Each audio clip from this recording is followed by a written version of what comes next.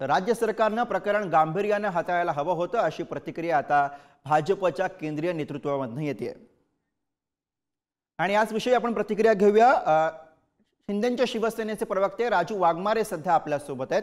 वाघमारे जी, मोठ्या प्रमाणावरती विरोधकांकडून टीका होत होतीच, मात्र आता भाजपच्या केंद्रीय नेतृत्वामधून सुद्धा नाराजी व्यक्त होते असं बोललं जाते, तुमची प्रतिक्रिया?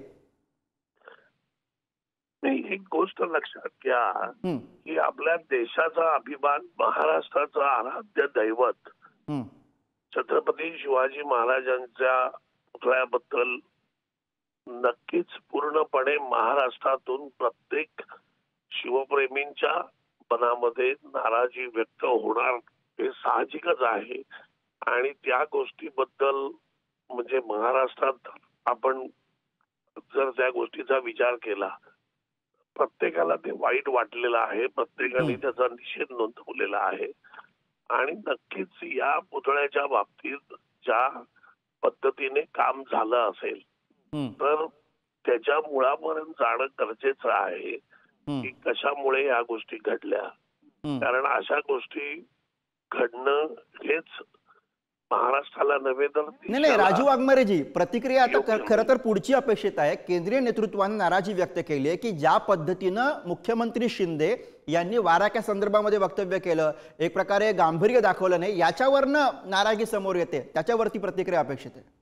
नाही, सगळ्यात पहिली गोष्ट म्हणजे आदरणीय मुख्यमंत्री एकनाथरावजी शिंदे साहेबांनी जे सांगितलं त्याच्यामध्ये त्यांनी गांभीर्याचा प्रश्नच येत नाही। कारण या बाबतीत महाराष्ट्राचा प्रत्येक माणूस गांभीर्यपूर्ण याची चौकशी झाली पाहिजे आणि याच्या मुळाशी गेलं पाहिजे या मताचा आहे। आणि त्याप्रमाणे सरकारही त्याच पद्धतीने याच्या मुळाशी जाण्याचा प्रयत्न करतंय आणि त्याच्या पद्धतीच्या सगळ्या गोष्टी काढण्याचा प्रयत्न करतंय। आता त्या काळामध्ये ज्यांनी या पुतळ्याच्या संदर्भात नौदलाकडून किंवा इतर एजन्सींकडून त्या बाबतीत काय काय काम झालं आणि कशा पद्धतीने, नाही, पण हे सगळं हा सगळा चौकशीचा भाग आहे राजू वाघमारे जी। पण मुख्यमंत्र्यांनी तातडीनं जी प्रतिक्रिया दिली त्यात जो वाऱ्याचा उल्लेख केला ती घाई झाली असं वाटतं?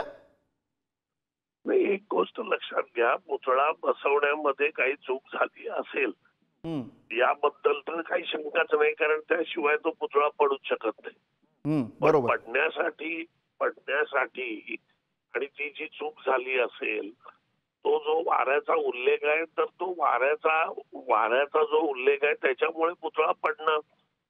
पण पुतळा बसवताना ज्या चुका झाल्या त्या पण कारणीभूत आहेत, त्याच्याबरोबर वाराही कारणीभूत आहे ना।